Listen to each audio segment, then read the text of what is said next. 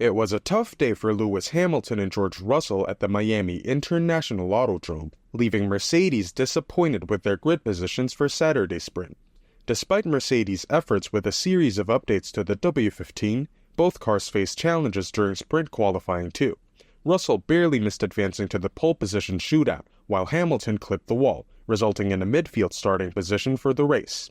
Saturday's 100-kilometer dash in Miami will see George Russell and Lewis Hamilton starting from P11 and P12 on the grid, putting them in a challenging position to break into the top 8 and earn valuable points. Reflecting on Mercedes' performance during the session, Russell was asked about the team's struggles and said, "I'm not too sure, to be honest. In practice, the soft tire was feeling really good on our car. The pace was good.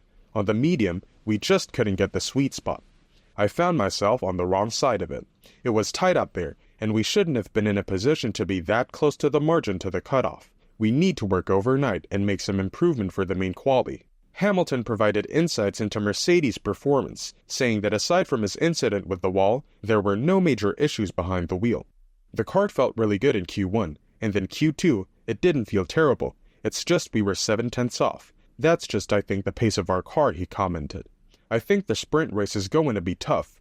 We're starting in 12th, so I don't expect a huge amount from there, to be honest. It's not an easy circuit to overtake on, or to follow others, so just trying to step into the points somehow if we can." It seems that Hamilton's head is locked in on the future, even more so now that his next team has a real shot at getting Adrian Newey, who has finally spoken out on rumors tying him to Ferrari. Ferrari's persistent pursuit of Adrian Newey is no secret, having previously courted him back in 2014. Aston Martin, too, has thrown its hat into the ring with a lucrative offer for the British genius. With a track record boasting 217 race victories and an astonishing 25 drivers and constructors' championships, Newey's allure is undeniable. The bidding war for his talents continues to captivate the motorsport world. Ferrari emerges as the frontrunner in this high-stakes game, especially after Lewis Hamilton himself expressed excitement at the prospect of joining forces with Newey at Scuderia Ferrari in 2025, calling it a privilege. The buzz around this potential partnership reached fever pitch, as Newey finally opened up on the subject during an exclusive interview with Sky Sports F1. He said, "Honestly, it is very kind for Lewis to say that. I am very flattered, but at the moment, I am just going to take a little bit of a break and see what happens next. Formula One is all-consuming. I've been at it for a long time now, and 2021 was a really busy year, with the title fight with Mercedes, and at the same time, all the research and development into the RB18, which is the father of this generation of car. There comes a point, I think, where I just felt, as Forrest Gump said, I'm just feeling a little bit tired." The latest swirl of uncertainty surrounding Adrian Newey's future is said to have roots in his disappointment with the team's ongoing political turmoil, particularly sparked by the investigation involving team principal Christian Horner. This behind-the-scenes drama has apparently added fuel to the fire, leaving fans and pundits alike on the edge of their seats. Christian Horner found himself embroiled in controversy after facing allegations of inappropriate conduct by a female staff member. While an internal probe in March cleared him of the accusations, the aftermath brewed tension within the team's ranks. Whispers were going around that Red Bull bigwigs Oliver Mintzlaff and advisor Helmut Marko leaned towards relieving Horner of his role. Newey added to the statement, saying, "I've been considering it for a while now, if I am honest. I guess over the winter a little bit, and then as events have unfolded this year. I am in a very lucky position where I don't need to work to live. I work because I enjoy it, and it is a good time to step back and take a bit of a break, take stock of life, and go traveling. Mandy, my wife, and the dogs will probably go traveling in a motorhome or something down through France and just enjoy life, and then maybe at some point I might be standing in the shower and say, right, this is going to be the next adventure. Right now, there is no plan." Christian Horner has made it crystal clear. Adrian Newey's exit has absolutely nothing to do with the alleged power struggle shaking up the Milton Keynes-based team.